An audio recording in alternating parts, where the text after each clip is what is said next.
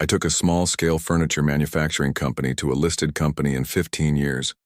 But now the board wants young blood and a tech-savvy person to take over. Hi, I'm Jonathan and I'm 50 years old. You don't grow a furniture company from a dusty garage into a publicly traded entity without bleeding into the wood grain. 15 years ago, I was just a man with a CAD license, a second-hand CNC router, and a stubborn belief that furniture could be smarter.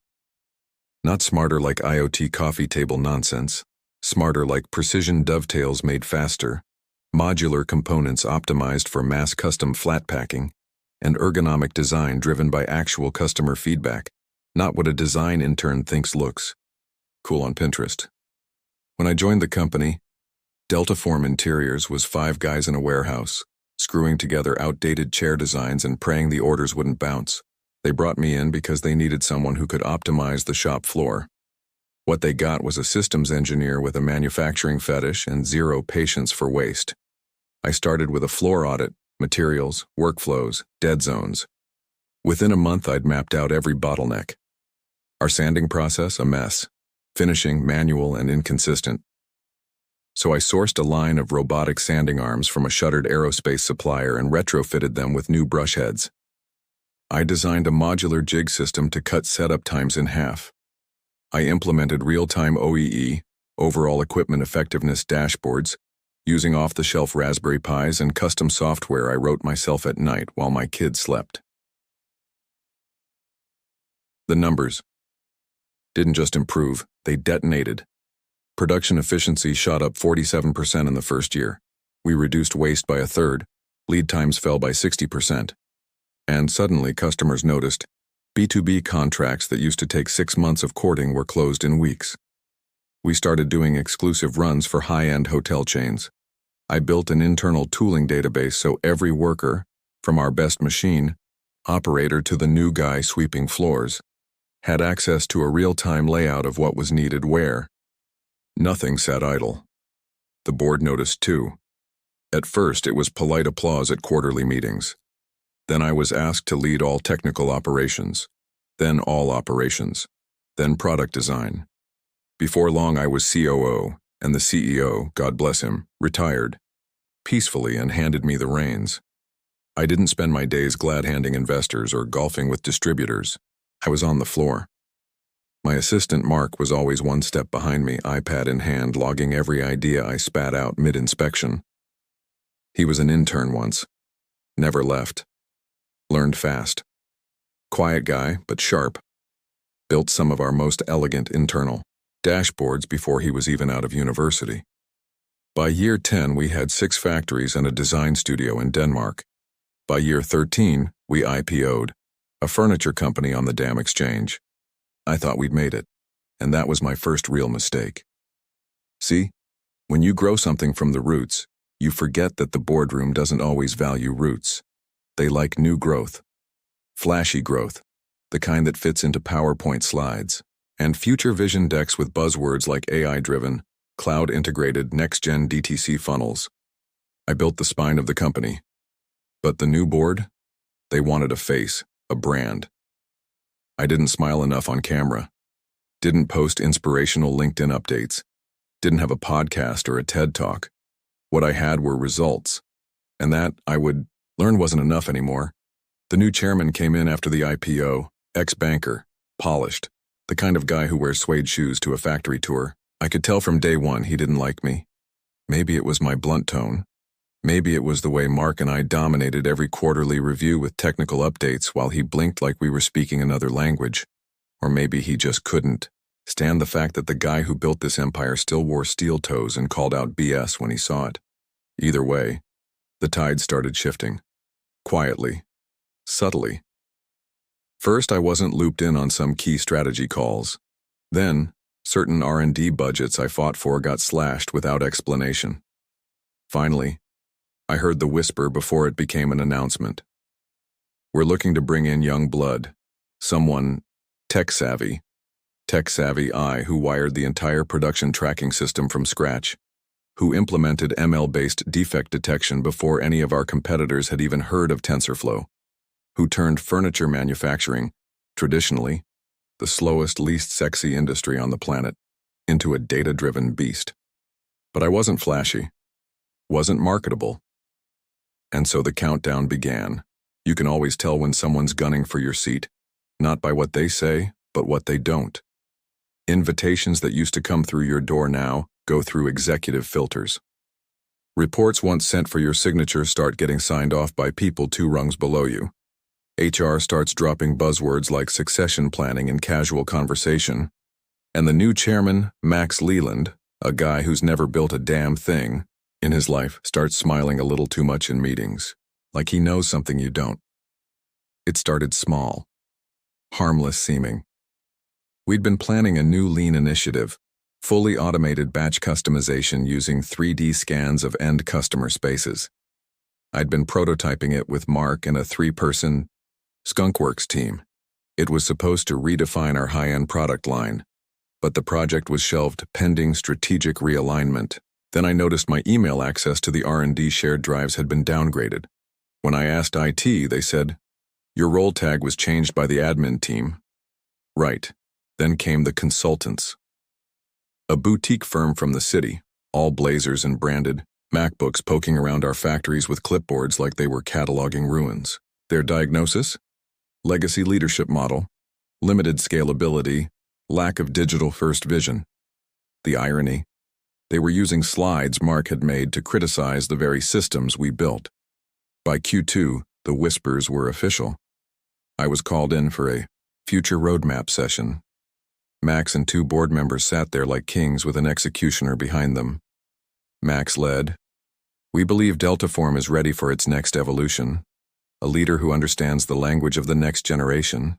Someone fluent in tech, socially adaptable, visionary." I let that hang for a moment before I asked, "Who is it?" His name is Trent Caldwell, Harvard MBA, former growth lead at a tech-forward DTC mattress brand. Trent. The man walked in 2 days later, all confidence and gelled hair, wearing white sneakers with a suit. You could tell he thought he was the protagonist of a streaming show. I gave him a tour of the main plant. 10 minutes in, he asked if our CNC machines were cloud-connected. When I explained that edge processing gave us better latency and reduced failure risk, he smiled and said, "You're the old guard. But it's time for smart furniture, right?" He didn't understand 10% of the workflows, couldn't tell MDF from solid ash. Thought JIG was a software acronym. On his 3rd day, he asked why we didn't 3D print our table legs. I explained gently that 3D printed plastic doesn't have the structural strength for load-bearing furniture and would cost more than our entire pricing model allowed. He nodded like I was being difficult. The board gave him full strategic freedom within 2 weeks. I was asked to take a strategic advisory role. That's boardroom for kindly disappear. I met with Mark that night in our old design lab. He sat there, jaw tight, iPad untouched. "They want you out," he said. "Everything's being routed around you now." I nodded. "Let them. You're just going to walk?" "I'm going to let them burn the kitchen down trying to install a smart microwave." The moment I stepped back, the rot started to show. Trent focused on buzzwords. AI design tools that generated chairs no one could sit on. NFT-backed furniture tokens. A customer portal redesign that killed our B2B access in favor of a sleek but broken UI. Every old-school distributor, guys who'd stuck with us from day one, called me personally to ask what the hell was going on, but I wasn't there anymore. I was consulting, watching. Mark stayed in. We played it smart. He kept his head down, took a demotion voluntarily, became a mid-tier product analyst again. But he watched, logged changes, archived every internal decision in an encrypted offline store. He told me once during a late-night phone call, "They're deleting system logs, hiding project losses. It's going to blow up." I knew. But timing mattered. Let them overspend. Let Trent burn cash on 6-month software pilots with 0 integration support. Let Max stand on stage touting smart disruption, while our supply chain crumbled under the weight of unreadable dashboards and incompatible vendor APIs. I watched them mock the foundation we built, and I waited. There's a moment in every doomed operation when reality kicks the door in. For Deltaform, that moment came at the end of Q3, exactly 9 months after Trent Caldwell took over as CEO. The report started like slow drips, a 14% drop in distributor reorders, a backlog of warranty claims from customers complaining about faulty hinges and cracked joints, a series of one-star reviews accusing the new smart assembly algorithm of shipping mismatched chair legs. It wasn't sabotage. It was just incompetence wrapped in confidence. By then, Trent had burned through 60% of the previous year's net profit on digital transformations. The AR Showroom Initiative never left beta, the AI Furniture Configurator. It suggested $900 coffee tables with no legs. The new supply chain automation system? It glitched out mid-quarter and caused 70% of shipments to go out missing key parts. The logistics team had to manually chase down pallets across 3 states. But the worst? He fired the old QA team, said it was bloated and waterfall-minded. Replaced them with a 2-person Scrum unit, one of whom had VR wood texture experience on her LinkedIn. By the time the fiscal year wrapped, the numbers were brutal. Net revenue down 37%, product returns up 240%, 4 major B2B contracts not renewed, 15% of the workforce quietly laid off. The board, still stubborn, blamed the transition period. Max called a meeting and spun the losses as growing pains, but shareholders weren't buying it. Analyst calls turned hostile.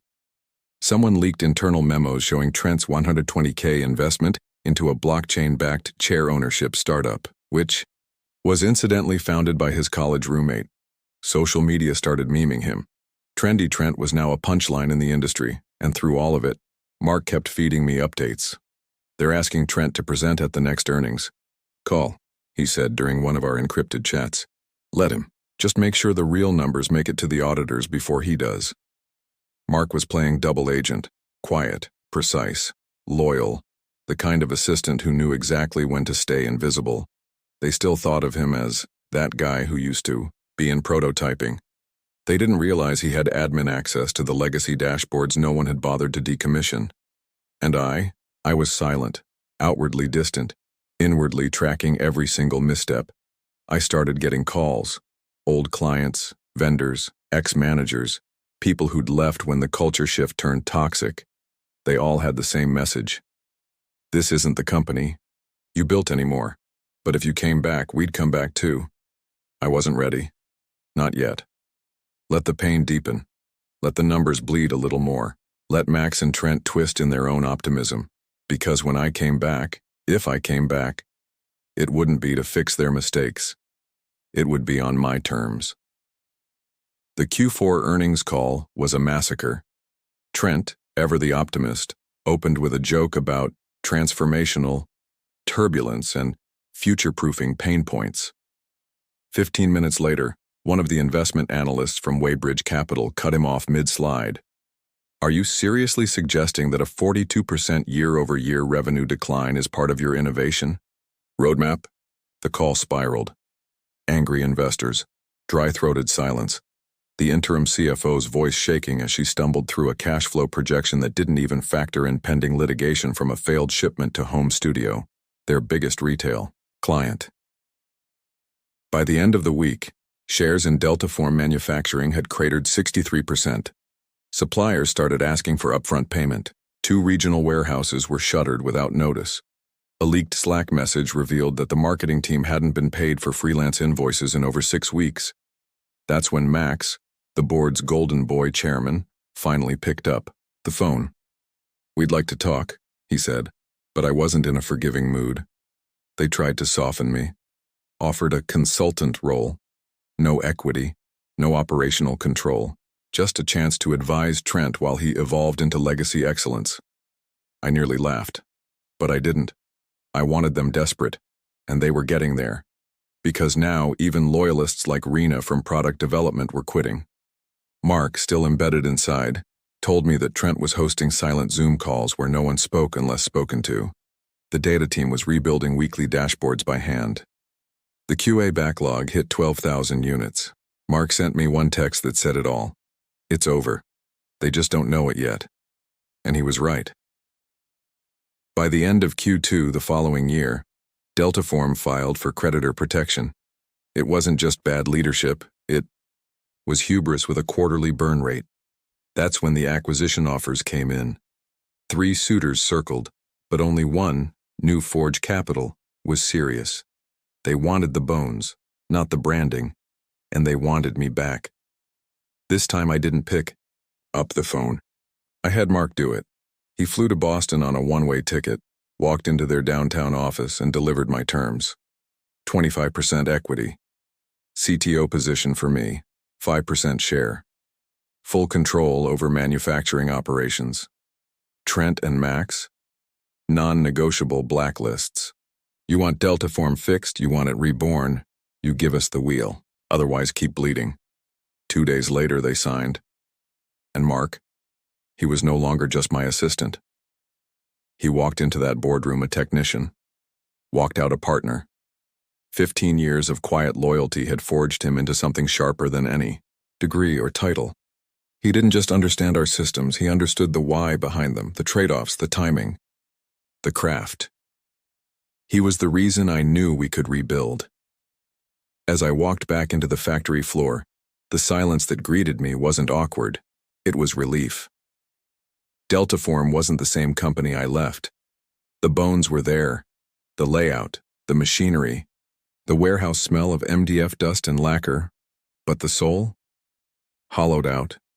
Systems gutted, good people gone. But I hadn't come back for nostalgia. I came to rebuild, rewire, and make damn sure no one could ever strip us bare again. The first thing I did was close the office. Literally. Every non-essential department was sent home for 2 weeks while we audited everything. Vendor contracts, machine calibration, process logs, software tools. I needed to know exactly how deep the rot went. Mark and I sat in the old break room with 5 whiteboards and a stack of red markers. We wrote one question at the top. What worked before they broke it? And we mapped backwards. From every quality control success to each record-setting batch of modular units we'd shipped back in Q3 2020. Turned out, most of the systems that had failed under Trent weren't just because of neglect. They'd been deliberately altered by consultants trying to modernize operations without understanding a single production constraint. They'd replaced real-time batch testing with monthly summary reports. They'd outsourced the CNC maintenance to a firm in Ohio that didn't even use Deltaform's firmware standards. They had no idea what they were doing. But we did. I pulled the old test logs from our edge bonding line, reinstalled the adaptive thickness logic I'd written in 2014, and within 3 weeks, defect rates dropped by 23%. By the end of month 2, our production line was outpacing projections by 38%. We'd hired back 5 core team leads and doubled throughput with half the budget. But the real magic? That was Mark. He didn't just plug the holes, they redesigned the entire digital backbone of the company. In 90 days, he built a predictive analytics dashboard that tracked defects, supplier lags, and operator performance in real time. And it wasn't built on some overpriced SaaS fluff. It was pure open-source genius tied directly into our old but rock-solid ERP system. Investors noticed, clients returned. And the board? Silent. We had the wheel now. I didn't care for the spotlight. I let Mark speak at the next shareholder call. Clean blazer. Quiet voice. Then he flipped the screen and pulled up the new production dashboard. This, he said, is how we don't just survive, we dominate. By the end of the call, New Forge offered to expand his stake. He declined. Let the product speak first, he told me. He was becoming the kind of leader I never thought I'd have the chance to work beside again, not because he was the loudest or smartest in the room, but because he'd earned every scar, knew every machine, and respected every person who made it all run. And as for me, I finally stopped building for a legacy I'd never own. This time we owned it together. 3 years later, I barely had a desk at Deltaform, not because I'd been sidelined again, but because I didn't need one. The company ran on rails. And at the heart of it all? Mark. He didn't just step into the CTO role, we built the seat around him. He had a quiet presence that drew people in, Engineers brought ideas to him without fear. Factory leads requested time with him not for approval, but for feedback. He led without ego, without noise, with precision. He introduced modular AI-based fault detection across every single station, from raw lumber inspection to final packaging. The system could predict microfractures in veneered panels before human eyes could spot surface warping. The failure rate dropped below 0.8%, industry-leading. Auditors from Germany flew in just to confirm the numbers, but that wasn't the impressive part. Mark built something I never could, a system that taught itself and taught others. He launched Delta Academy, a training pipeline where interns became automation techs in 6 months, and seasoned machinists learned Python-based control scripting in a year. Retention shot up. Union leaders embraced it. For the first time in decades, the shop floor felt like a university lab with sawdust. He redesigned the hiring system. He overhauled the materials management software. He even convinced R&D to co-locate with production. Designers now watch their concepts fail in real time on the shop floor and iterated on the fly. I watched it happen like a proud older brother. There was this moment, a quiet Friday, late evening, shop nearly empty. Mark and I stood overlooking line 6, watching the new smart bench modules churning out precision slots on laminated tops. He turned to me and asked, "Do you ever miss it? The chaos?" I laughed. "Only the kind that came with building something real." He nodded. "We're not done, you know, not even close." And I knew he meant it. Mark had become the kind of leader who didn't need to win power struggles. He rewrote the rules so no one had to lose them again. People followed him not because they feared failure, but because they believed they were building something that mattered. Delta Form wasn't just back, it was bulletproof. We didn't put up plaques or name conference rooms after anyone, no marble busts, no photo walls. But everyone in that building knew what Mark had done. And maybe that was the legacy, not titles or shares or even recognition, but building a place that no longer needed saviors, just builders.